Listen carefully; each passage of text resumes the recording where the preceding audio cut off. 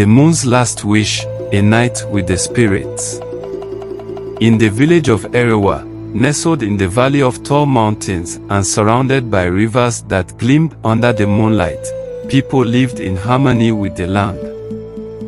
But there was one strange rule in Eruwa. On the night of the moon's last wish, no one was to be outside. The villagers were warned by the elders that on this night, spirits walked the earth, and the moon, in its final phase before vanishing into darkness, whispered its last wish to the world. Whoever disobeyed this rule would bring misfortune upon the entire village. For centuries, this warning had kept the villagers inside on the night when the moon turned its faintest silver, just before disappearing completely. No one dared challenge the spirits. But there was one girl who found this legend too mysterious and too important to ignore. Her name was Kemi. Kemi was a bold, adventurous 17-year-old with a curious mind. She had heard the stories about the moon's last wish all her life, but unlike the others, she wasn't afraid.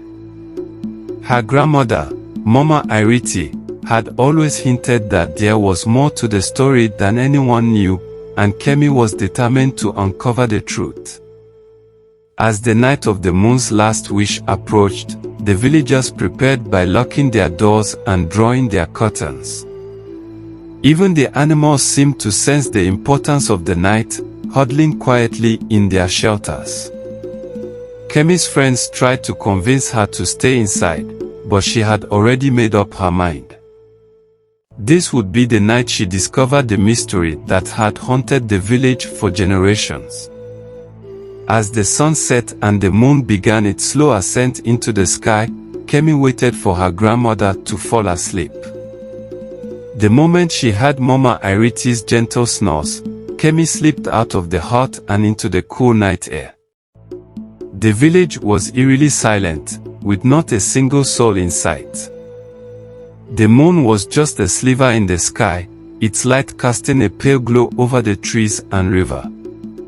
Kemi clutched her bag, which held only a small lantern and a knife for protection.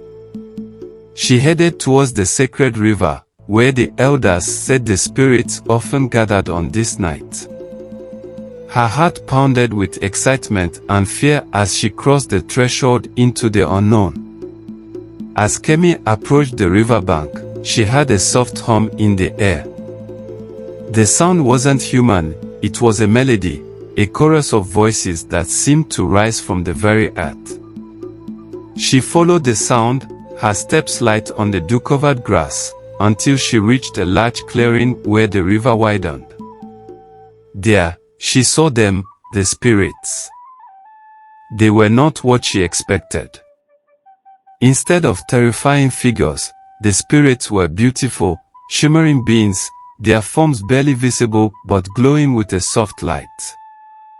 They danced along the river, their movements graceful and in perfect harmony with the moon's fading light. Kemi hid behind a tree, her breath caught in her throat. She had never seen anything so enchanting, and yet a chill ran down her spine. She knew that these beings were not to be trifled with. The air around them was thick with power, and the ground beneath her seemed to vibrate with their presence. One spirit, taller than the others, stood still near the river's edge. His face was hidden beneath a flowing hood, but Kemi could feel his gaze searching the forest, as though sensing her presence. She froze, her body trembling with the weight of the moment. Suddenly, the hum of the spirits grew louder, more intense. The tall spirit raised his hand, and the others stopped their dance, turning their attention to the moon. The night grew darker as the moon dimmed further, and a voice, low and ancient, echoed through the clearing. "The time is near," the spirit intoned. "The moon's last wish must be granted before the final light fades, or all will be lost." Kemi's heart raced. She had no idea what the moon's last wish was, but she knew she had to find out. The spirits began to chant in unison, their voices rising into the night sky. The river's surface shimmered, and from its depths, a figure began to emerge. It was an old woman, her face lined with age, but her eyes bright with knowledge. She floated above the water, her feet barely touching the surface. Her voice was soft, yet commanding, as she spoke to the spirits. "The moon's time is short," she said. "Who will carry its wish to the world of men?"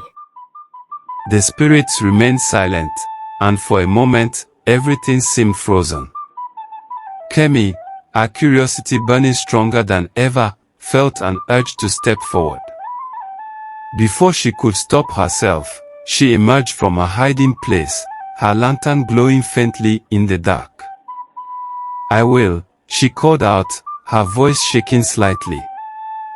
The spirits turned their gaze toward her, and the tall spirit stepped forward, his hood falling back to reveal a face made of shadows and light.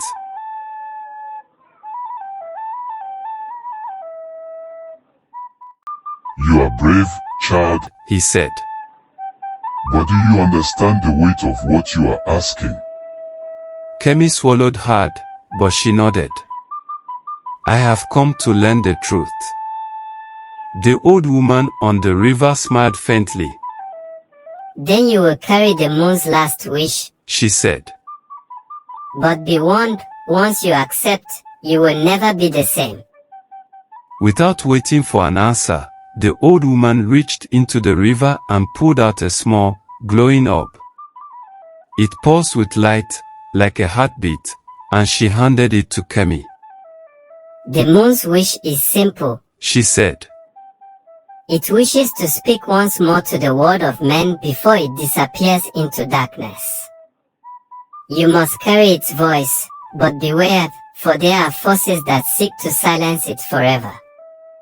Kemi took the orb, feeling its warmth in her hands. The moment she touched it, a wave of energy surged through her body, and she felt the moon's presence inside her, ancient and wise. But as soon as she accepted the wish, the spirits began to stir restlessly. "They know," the tall spirit said, his voice tense. "You must leave, now." Before Kemi could ask who they were, the ground beneath her shook, and the air around her grew heavy with dread. From the shadows of the forest emerged dark figures, shadow spirits, twisted and deformed, their faces hidden beneath tattered cloaks. "The wish must not be fulfilled," one of them screeched. "The moon's time has ended."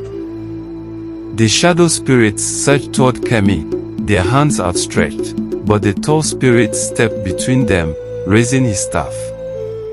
"Run, girl," he commanded. "Run to the mountain."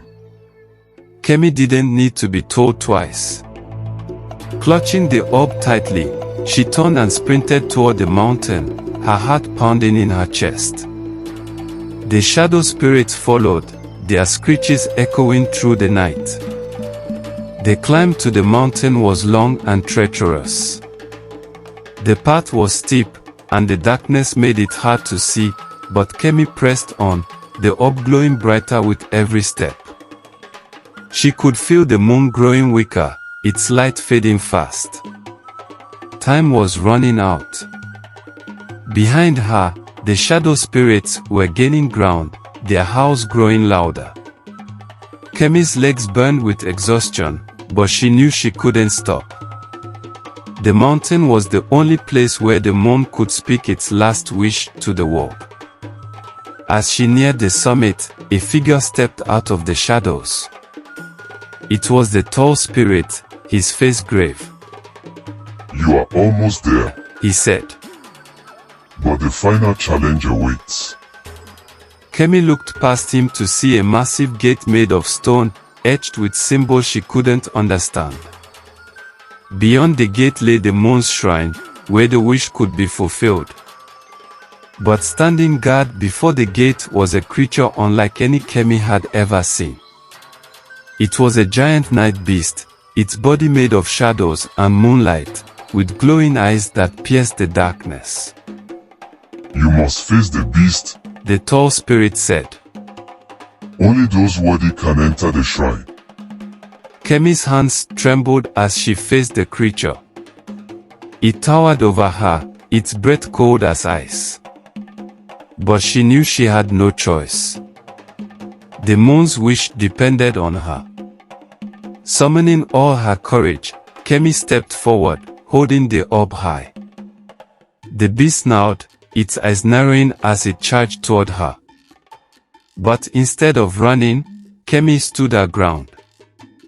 The orb in her hand glowed brighter, and she felt the moon's power surge through her. With a shout, she thrust the orb toward the beast, and a blinding light exploded from it, engulfing the creature. The night beast roared in pain, its body disintegrating into mist.